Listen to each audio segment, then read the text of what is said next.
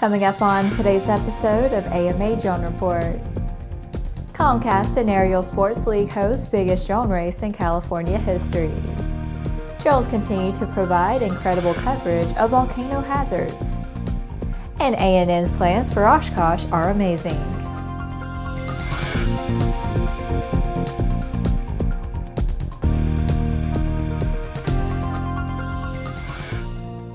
Hello, I'm Laura Hudson. Welcome to Airborne's AMA Drone Report on Aero-TV, a weekly news program covering the recreational drone world in partnership with the Academy of Model Aeronautics, one of the oldest and most respected aviation organizations in the world, with more than 200,000 members and 2,400 clubs across the country. Comcast will partner with the Aerial Sports League to host the Xfinity California Drone Speed Challenge Level 2. Starting this month, drone pilot teams will compete in a multi-week eSports-style virtual qualifier series through the VelociDrone racing simulator, while winning teams will move on to compete live on July 19th for the championship at Golden One Center in Sacramento, California. A $25,000 prize purse is up for grabs as the fastest drone teams compete in California's biggest drone racing event. Comcast will also contribute another $25,000 to a local nonprofit organization in the name of the winning team. The live event will feature a futuristic VIP experience with signature cocktails, appetizers, a DJ, drone combat demonstrations, and a future sports arcade, featuring hands-on virtual reality games, a VR goggle bar, simulators, and drone training, all while being surrounded by thrilling high-speed drone races in the high-tech Golden One Arena. This will be a unique crossover event featuring both drones and esports in a single competition, said Mark Kornblatt, CEO of Aerial Sports League. We anticipate that a diverse group of some of the best pilots and gamers will qualify, but teams will need to demonstrate a wide range of skills and teamwork if they hope to reach the podium. The event is not open to the general public.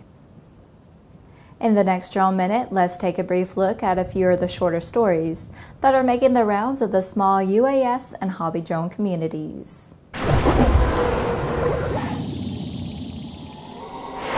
Facebook has abandoned its efforts to use a high-altitude solar-powered drone to relay internet connectivity to people living in remote areas without such service. Facebook began its efforts in 2014. The company says it developed Aquila as well as other technologies to deliver wireless internet connectivity to remote areas. In 2016, one of its aircraft suffered a wing failure while attempting to land, which the NTSB attributed to strong winds. The flight was the first for the full-scale test aircraft. Leaders from the aviation industry worldwide will offer inspiring and provocative presentations and discussions regarding leading-edge concepts shaping the future of aviation during the Lindbergh Innovation Forum on July 24th from 9 a.m. to 12 p.m. at EAA AirVenture in Oshkosh, Wisconsin. The Lindbergh Innovation Forum is an expert-curated forum to showcase the leading edges of aviation innovation. Many of the speakers will be addressing unmanned and autonomous aircraft. A number of RPAs designed by students at the Amsterdam University of Applied Sciences completed their maiden flight at a facility of the Netherlands Aerospace Center. The flight tests were a part of a third-year minor called Design, Build, and Fly at HVA. The flights took place under NLR's responsibility at the Netherlands RPA's test center. 2 of the 4 aircraft successfully completed all elements of the flight test. A team of 4 students from the Colleges of Aviation and Engineering in Daytona Beach returned to campus as the big winners in the National Science Foundation's Cyber Physical Systems Virtual Organization Challenge, a national collegiate autonomous aerial vehicles competition held in Marana, Arizona in May. The challenge for the undergraduate teams was to use an unmanned autonomous quad-rotor aircraft with a downward-facing camera and possibly other sensors to scan an area for a lost aircraft and recover it safely back to base.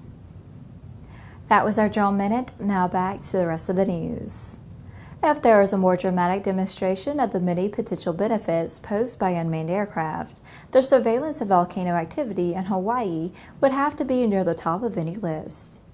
The video and data collected by unmanned platforms have been used to inform the researchers, educate the public, and save lives. Just a few days ago, a UAS mission filmed details of the dramatic changes occurring within a crater at Kilauea summit since explosive eruptions began in mid-May. Clearly visible are the steep crater walls that continue to slump inward and downward with ongoing subsidence at Kilauea summit, the deepest part now over 1,300 feet below the crater rim. Limited UAS flights into this hazardous area are conducted with permission and coordination with Hawaii's Volcano's National Park. The overflights collect visual information on what is happening at this rapidly changing eruption site. Scientists examine the footage in detail to understand how the expanding collapse area is evolving. This information is used to assess hazards at Kilauea summit, which have been shared with National Park Services and emergency managers. In less than a month, nearly 30 people from Aero-News Network, as well as our partners from the Academy of Model Aeronautics, will be gathering at the world's greatest aviation event. As we have for over 20 years, ANN and our partners will be presenting hundreds of stories in written, photographic, audio, and video formats to interested aviators around the globe.